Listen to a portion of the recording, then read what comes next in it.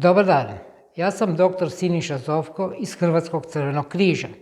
Danas ću vam pokazati kako se ispravno odlaže zaštitna maska. Nakon nošenja, maksimalno do 3 sata, zaštitnu masku skinete, presavinete vanjski rup, potrgate zaštitne vezice.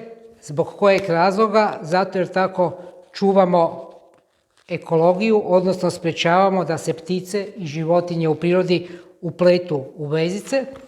Masku odlažemo u plastičnu vrećicu.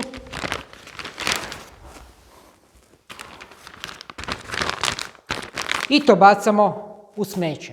Nemojte zaboraviti, nakon tog postupka obavezno dezinficirajte ruke